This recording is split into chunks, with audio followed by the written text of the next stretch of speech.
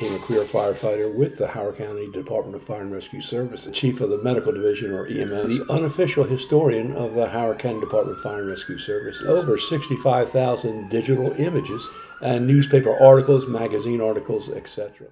Episode 24-32, Big Howard County Fires, or Fires, in Howard County. Previous broadcast, I'd stated that we'd be recapping some of the biggest fires that have occurred in Howard County over the years. The last time we did Daniels Mill from 1977, I believe. Today, we're going to be covering the catastrophic fire at St. Charles College back in March 17th, 1911. This was, again, a catastrophic fire of a very large building, college, actually one of the three colleges that ended up burning in Howard County over the years, and it has a quite interesting history to it.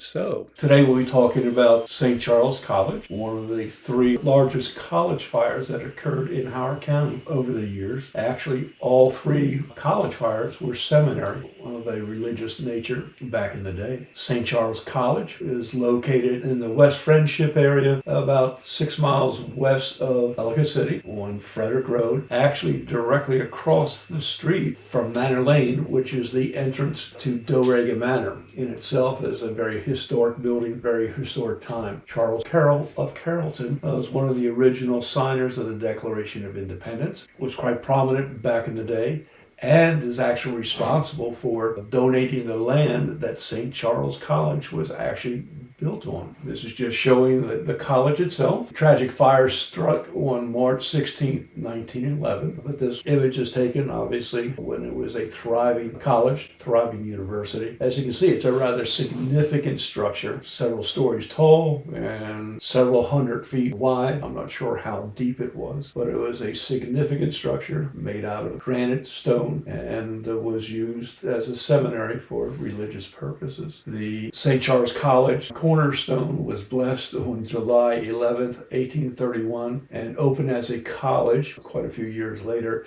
in the fall of 1948. And again, just looking at this image, quite a structure, you must admit. Again, just the same structure to get a perspective of an actual photo of the college. The college itself had a study hall that students could go to and obviously study and, I guess, do reports, etc. Again, St. Charles College was built on about 253 acres of land donated by Charles Carroll of Dorega Manor. The facility didn't officially open until 1948. Between that time and 1898, 900 students were ordained into the priesthood. The college was Catholic oriented. In 1911, fire destroyed the 367-foot long structure and 4-story high structure in addition to the spires. And it had boasted at one time of 15.5-foot ceilings, gas lighting, and radiant heat, which I guess from that day was quite the thing. Again, just looking at another image of the St. Charles College, a clearer picture of St. Charles College. And you must admit, looking at it, quite a magnificent structure to be housed and take place in Howard County. Again, just getting back to an actual photo of the college itself, with many of the students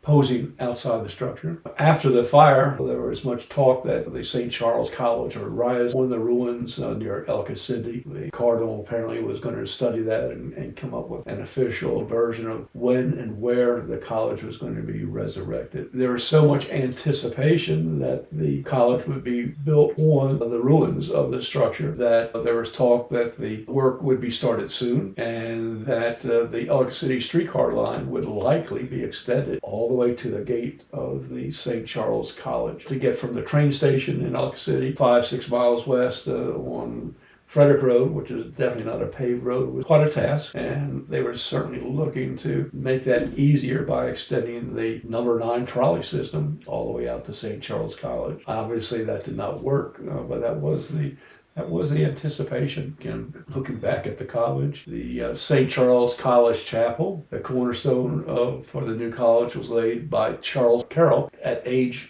94 in July of 11th of 1831, and that in itself is kind of impressive. As I said, this college was 3 stories high, partially constructed out of local granite, as was much of the buildings in Ellicott City at the time. And the St. Charles College, again, just on Frederick Turnpike, as was known back in the day. In the early 19th century, 1920s, 30s, it was known as Terra Mara, and the address was 10,890 Frederick Road as the address of the current day location. Post-fire, we can certainly see that the structure was actually gutted. Units from Ellicott City responded with the fire engines that they had that day, maybe carrying 100 gallons of water. I'm sure when they pulled up that it was obvious there was nothing they could do to truly save the structure itself. And I do know that suppression was kept to a minimum or not at all. Much of the effort of personnel, both the fire service and the college and college students, was turned into trying to salvage what they could out of the building before the fire took everything. The fire itself, no lives are lost, but no records and belongings survive. So the students and faculty that lived there lost everything. The property would later be known as Brendel's Park and Gospel Park for many years, and a few of the remains still exist, and in fact is now within a development at that location. Again, just looking at the structure from a different angle. Obviously there's still a bit of fire in the third-story window there. After the fire, St. Charles College was actually relocated to Baltimore County off of Maiden Choice Road, and it functioned there as a college until 1977. Today, St. Charles is now a retirement facility, quite sprawling as a matter of fact, and is still there today. And it was converted, as I said, it was converted into the Charlestown Retirement Community. Just some additional actual photos of the college after the fire had gutted and devastated the structure. There are no pictures of the fire when it was burning and the fire engine that was there. Had the fire engine been there and a picture, it would have certainly been a futile effort by the fire service. You have to remember that there were virtually no fire hydrants out there, and the water source would have to have been ponds or creeks. And the bottom line is, obviously a building of that size, there would be virtually nothing that the fire service could do to slow the fire or try to put it out. Again, you'll be looking at a series of articles that talk about the fire, the devastation, and the aftermath. You can certainly pause the video and take a look at the article. You can enlarge this particular image to take time to read the articles that will be following. And again, just an article that will detail the events of that particular day.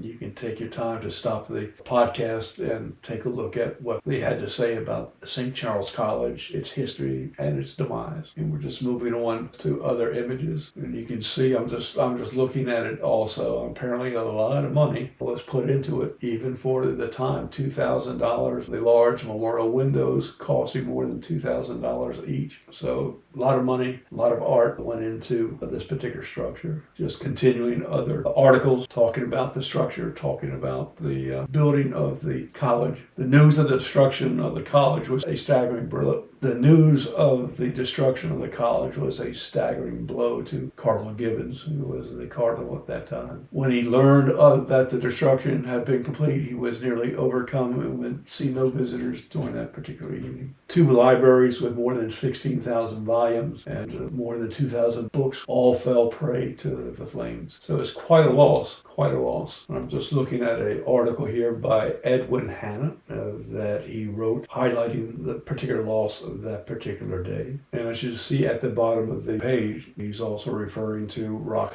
Hill. As you can see at the bottom of this page, Edwin Hanna is also referring to the loss of Rock Hill College years later. And again, just some more articles. Keep the college, they say. So there was an effort to maintain the college, but it was felt that it needed to be moved closer to the city for transportation purposes, etc. Again, just looking at the article, St. Charles College was about 5.5 miles west of Ellicott City on the Frederick Pike, which is now Frederick Road 144. The alarm was given Ellicott City by a telephone a mile away, and flames could be seen that distance by those who were talking. The students soon appraised the fire, were hurried out, but no time to save their clothing. There were 200 of them that were attending the college at that moment in time, and under the direction of the professors, they fled out in fire drill style. Residents for miles around were attracted to the scene. The meager telephone facilities nearby were kept hot, and a short time after the fire started, teams of every story description on the way to the fire. Again, just more information on the structure and the fire itself, as how it started, how that was speculated, may never have been known. After the fire, a temporary home of St. Charles College, after the devastating fire, apparently were made at buildings at Cloud Cap, St. Vincent de Paul's summer home for